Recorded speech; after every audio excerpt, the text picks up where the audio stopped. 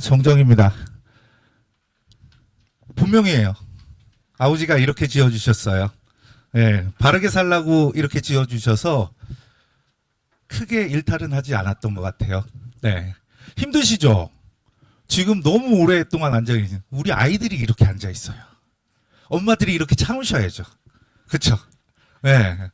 우리 아이들은 제가 재수생을 요 옆에 뭐, 예, 거기 써 있어요. 거기서 재수생들을 중심으로 가르치는데 학생들이 16시간씩 앉아 있어요. 얼마나 힘들겠어요. 그쵸? 어머님들이 좀 참으셔야 돼요. 그래서. 그쵸? 예.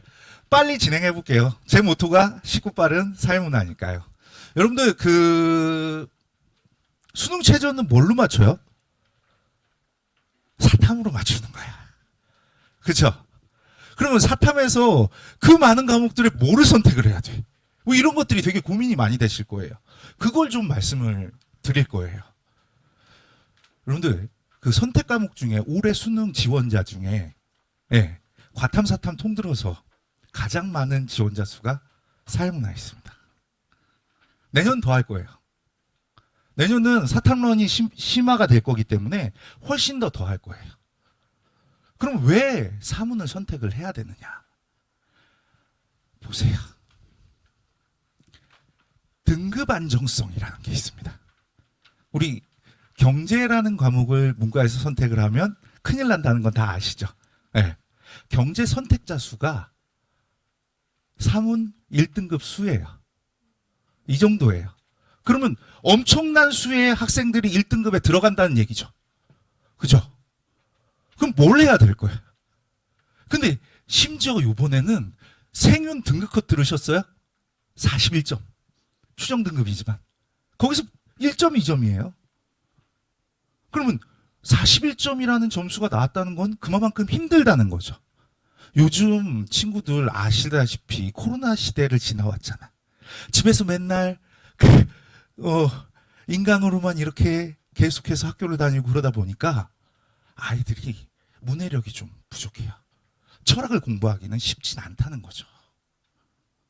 그래서 사회문화가 일단은 1등 등급 안정성, 그 다음에 이 사회문화로 늦게 타면 탈수록 문제가 될 거예요. 왜냐하면 사회문화가 쉬울 거라고 생각하시잖아요. 안 쉬워요. 생각보다 어려워요. 학생들이 시간이 모자르다고 얘기합니다. 왜 모자랄까요? 만만하게 봤으니까. 그러면 인강을 들으면 될 거예요? 라고 말씀을 많이 하세요. 인강 들으면 되잖아. 1타 강사도 있고 2타 강사도 있고 뭐 성훈이 형 들어보셨어요? 아, 저보다 어린데 저보다 잘 나가면 다 형이에요. 누나고. 네. 지영이 누나 들어보셨죠? 네. 다들 있는데 그거 들으면 다 1등급 맞을 것 같은데 왜 1등급 못 맞죠? 이유는 간단해요. 국영수 할 시간이 엄청 필요한데 인강으로 잠깐 보고 사탐도 시험이에요. 암기 과목이라고 생각하시면 안 돼요. 어머님들 아버님들이 다니던 그 시대에 저랑 비슷할 것 같은데 근데 그 시대에 그런 사탐이 아니에요. 문해력이 필요한 사탐이고 또 도표도 있단 말이에요. 사회문화에는. 네. 뒤에서 계속 얘기를 해볼게요. 사회문화를 선택해야 돼요. 왜 선택해야 되느냐? 다방면으로 효자 과목이에요. 왜? 주제가 20개밖에 없거든요. 다른 것들은 30개. 윤사는 40개. 이래요. 아이들 시간이 없잖아. 그러면 뭘 선택을 해야 될까? 공부량이 가장 적은 것들을 선택을 해야 되겠죠. 그러니까 몰리겠죠. 다들 몰리는 게 이거죠. 그리고 남는 시간에 사탐을 적게 하고 국영수를 해야지. 제 과목 들으라고 안 그래요, 저는요. 저는요, 그냥 차라리 집에서 인강 틈틈이 그거 시간 짜서 못 보고 막 이러지 말고, 그냥 그 토요일에 나와서 그냥 쭉 들어. 그냥 이날 여기서 다 하고 그 사탐 공부는 끝이야, 일주일께. 이런 식으로. 뭐, 저는 그런 얘기는 안 할 거예요. 다 하는 거잖아요. 클리닉 다 하고, 뭐, 테스트 다 하고, 뭐 다 하잖아요. 이런 얘기는 안 할 거예요. 어떻게 공부해야 되는가? 네. 이 사탐은요, 그냥 꾸준히 해주면 돼요. 막판에 이만큼 한다? 안 돼요. 암기 과목보다는 문해력이 필요하기 때문에 연습이 필요해요. 그럼 꾸준한 연습이 실력을 기른다고 얘기할 수 있는 거죠. 네. 이거야 뭐 이렇고요. 네. 사회문화 선택할 때 가장 걸림돌이 도표예요. 근데 제 시그니처가 도표의 정석이라는 수업이 있습니다. 제가 항상 강조합니다. 도표는 수학이 아니다, 해석이다. 수학적으로 푸는 게 아니에요. 그럼 수학 문제에서 내야죠. 도표를 왜 사회문화에서 내는지를 아셔야 돼요.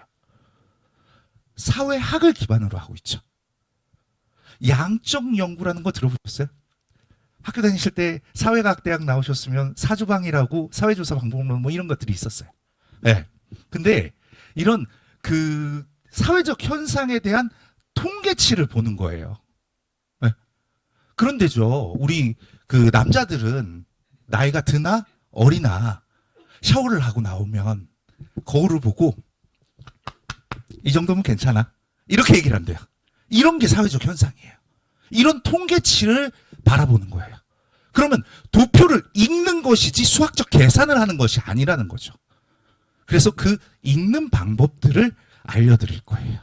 수학적 사고가 아닙니다. 사회적 현상과 관련된 통계 분석이 중요하다는 거죠. 저 전공자예요. 사회학 전공자예요. 이따가 보시게 될 건데, 예. 그럼 우리가 사회문화 공부를 1년 동안 쭉 가야 된다고 얘기했잖아요. 그러면 인강 대신에 이거를 선택을 해야 되는 이유가 뭐냐? 저 인강처럼 다 이렇게 컨텐츠 준비했습니다. 1, 2월에 개념합니다. 도표도 1, 2월부터 개념 끝내고 계속해서 연습을 시킵니다. 저 사회교육 전공자입니다. 저희 학교에는요, 사회교육이 사회학과에서 맡아요. 그래서 사회학을 중심으로 저는 사회교육을 배웠어요. 그래서 오개념이 절대 없는, 요번에 이슈가 되신 거 아세요? 일타 강사분이 해설 강의 때 오개념 말씀하셔갖고, 관심이 없네 사탐에. 에? 사탐 최저 맞추려면 오셔야 되고 사탐이 발목 잡는다니까요. 그리고 제발 부탁인데 아이들이 사탐 한 과목만 할 거야, 이런 얘기 하시죠? 죄송한데, 이런 말을 드리면 죄송한데 재수각이에요. 한 과목을 잘 맞을 확률이 높을까요? 두 과목 모두를 해야 돼요. 그러니까 제발 효율적인 공부가 아니에요. 그거는 제가 학생들 어머님들한테 항상 얘기하는 게 뭐냐면, 한 과목만 열심히 하면 되지 않아요? 한 과목 1등급 나온다고 누가 보장해요? 그건 효율적인 게 아니고 바보 같은 생각이에요. 두 과목 열심히 해서 한 과목이라도 잘 맞아야 된다는 거지. 그런 게 되게 중요하거든요. 근데 조금 착각을 하시는 것 같아요. 어쨌든 1, 2월에 저는 개념을 이렇게 하고, 이제 제 시그니처 써있죠. 도표의 정석이라고. 네. 정석책은 많이 보셨잖아요. 글자도 비슷하죠. 네, 그렇죠. 네. 도표는 수학이 아니다, 해석이다. 제가 강조하는 말이에요. 저는 도표는 분수만 알면 다 풀 수 있다고 얘기하거든요. 진짜예요. 어머님들이 오세요. 제가 어머님들이 가르치게 해드릴게요. 그 정도로 쉬운 게 도표예요. 원리를 알면 되는데 우리는 풀이 방법만 배운다니까. 이것도 너무 많이 들은 얘기죠. 그 원리를 분수 모르는 사람 없잖아요. 분모 분자로만 가르친다니까. 나중에 제가 어머님들한테 보내주는, 아이들한테 보내주는 그 인강이 있을 거 아니에요? 네, 복습 동영상이 있을 거 아니에요? 그걸로 한번 보셨으면 좋겠어요. 말해서도 뭐. 네. 자, 그 다음에 이제 우리는 연습에 들어갑니다. 연습이 제일 중요하거든요. 그 중에 가장 어려워하는 테마만 모아서 동형 모의고사를 봐요. 이게 무슨 얘기냐면, 이 코어 모의고사는 코어 주제 하나만 20문제를 풀어요. 도표만 20문제 풀고, 이런 게 8주로 또 진행이 돼요. 평가원 전에 어려운 주제가 있거든요. 학생들이 짚어주는 어려운 주제가 있어요. 사회집단과 사회조직, 그 다음에 뭐 도표, 그 다음에 사회조사 방법론, 뭐 이런 것들이 있거든요. 그런 것들을 여기서 하고요. 이제 6월 모의고사를 보고 나면 학생들이 뭐라고 그러냐면, 선생님 저는 시간이 너무 모자랐어요. 제가 시험을 보고 와서 시험을 풀어보니까 다 풀 수 있었어요. 말이 된다고 생각하세요? 이게 맞나요? 아니죠. 왜 평가원은 시간을 그렇게 정해놓고 그 시간 안에 못 풀게 만들어놨을까요? 그게 실력의 차이거든요. 그걸 연습을 시켜야 되거든요. 연습이라는 건 눈에 많이 익히는 게 중요해요. 타임 어태커라고 써있죠. 학생들은 타임 어택을 당한다고 그래요. 근데 저는 이걸 가지고 학생들이 타임 어태커, 타임을 깨져봤으면 좋겠다는 겁니다. 그래서 우리 아이들이 이렇게 이름을 지어줬어요. 기출백과사전이라고. 평가원 선지를 다 정리해놨습니다. 평가원 선지를 다지선다, OX, 빈칸, 원하는 게 뭔지 몰라서 다 준비했어요. 그리고 그것들을 차근차근히 우리 하게 되고, 제가 이 중간중간에 또 그걸 해요. 대회를 해요. 타임 어태커 대회. 빨리 푸는 250문제짜리. 그래서 상품도 주고 다 해요. 그래야지 아이들이 재미를 느낄 수 있으니까. 네. 사탐은 이렇게 고민해야 돼요.